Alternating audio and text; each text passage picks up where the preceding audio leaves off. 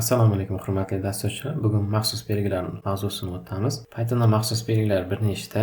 Biz ulardan faqat ikkitasini ishlatamiz. Ikkitasi dasturlash davomida ko'p ishlatilgani uchun faqat shu ikkitasi bilan cheklanamiz. Birinchi o'tadigan maxsus belgimiz /t belgisi. Bu belgi matnga bo'shliq qo'shish uchun ishlatiladi. Keyingisi esa /n belgisi. Bu yangi qatordan boshlash uchun ishlatiladi. Namunadagi dasturni ko'radigan bo'lsak, bu odatda o'zimiz yoziladigan hech qanday maxsus belgi qo'yilmagan dastur. Uni natijasi ham oddiy bo'ladi. Keyingi dasturimizda esa maxsus belgi /t belgisi qo'yilgan. Bu bo'sh joy qo'shish uchun edi. Dasturning natijasi ham ikkita so'zni orasidagi bo'sh joy kengaydi, ya'ni bo'sh joy qo'shildi. Keyingi maxsus belgimiz /n edi. Bu qator tashlash uchun ishlatilardi. Dasturimizning natijasi ko'radigan bo'lsak, hello world alohida, ya'ni /n dan keyin world so'zi alohida qatorda chop qilindi.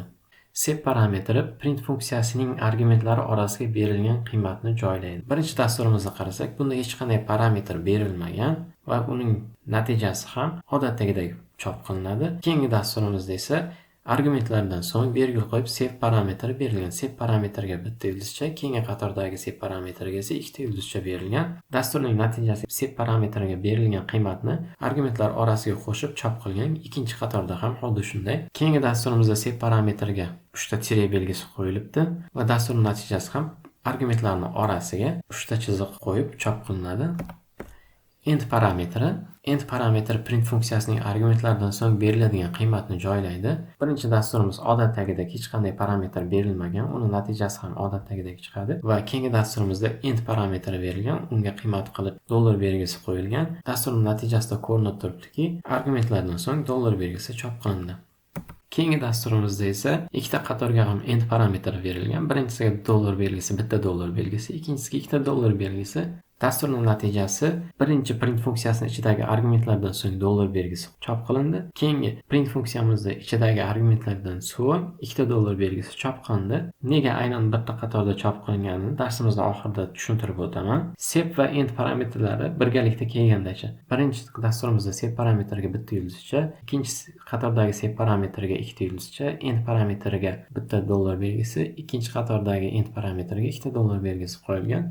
Bunda ham argumentlarning orasiga yulduzcha qo'yildi. Bittalik yulduzchalar birinchi qatorniki va dollar belgisi argumentlardan so'ng dollar belgisi qo'yildi. Ikkinchi qatorimizda argumentlarning orasiga ikkita yulduzcha qo'yildi va argumentlardan so'ng ikkita dollar belgisi qo'yildi. Bundan tashqari sep va end parametrlariga maxsus belgilarni ham qo'yishimiz mumkin. Sep parametrlariga /t belgisi qo'yildi, bo'sh joy qo'shish. Keyingisiga esa keyingi qatordan boshlash maxsus belgisi qo'yildi. Dasturimizning natijasida esa oralariga bo'sh joy tashlangan va keyingi qatordan yozilgan matn chop qilinadi. Keyingi namunamizda ham sep va end parametrlari berilgan ekan. Birinchisida bitta yulduzcha, ikkinchi sep parametrda esa ikkita yulduzcha va end parametrlarida esa yangi qatordan boshlash maxsus belgilari qo'yilgan. Dasturimiz chop qilindi. Argumentlar o'rtasida bittadan yulduzcha va keyingi qatordan boshlangan. Ikkinchi qatorda esa argumentlar o'rtasida ikkita yulduzcha qo'shilib chop qilindi. End parametrining qiymatiga /n, ya'ni yangi qatordan boshlash maxsus belgisidan boshqa qiymat berilganda matnga yangi qatordan emas, birinchi qatorning davomidan chop qilinadi. End parametriga dollar belgisi qo'yilganda, shuning uchun bular bitta qatorda chop qilindi. Agar shularga /n yangi qatordan boshlash maxsus belgisi qo'yilganda, bular ham ikki qatorda alohida chop qilinar edi.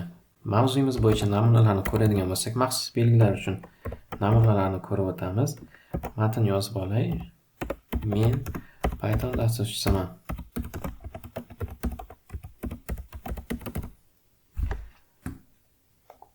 Shundan nusxa olib yana joylay. Birinchisini oddiy hech qanday maxsus belgi qo'ymasdan qoldiramiz. Keyingisiga esa bo'sh joy qo'shish uchun ishlatiladigan maxsus belgimizni yozib chiqaman. Uchinchisiga esa yangi qatordan boshlash uchun ishlatadigan maxsus belgini yozib chiqaman va dasturimizni ishga tushiraman. Bu dastlabki hech qanday maxsus belgi qo'ymaganimizdagi matnida ko'rinib turibdiki, bunda hech qanday o'zgarish bo'lmadi. Keyingisida esa bo'sh joy qo'shish maxsus belgisi qo'yganman. Ko'rinib turibdiki, orasiga bo'sh joylar qo'shildi. Uchinchisida esa yangi qatordan boshlash maxsus belgilarini qo'yganman. Har bitta so'zimiz yangi qatordan chop qilindi. Sep va end parametr uchun ham namunalarni ko'raylik. Bularni o'chirib tashlayman va birinchi print funksiyani ichidagi har birini alohida argumentlarga ajratib chiqaman, chunki biz save va end parametrini ishlatishimiz uchun argumentlar bo'lishi kerak.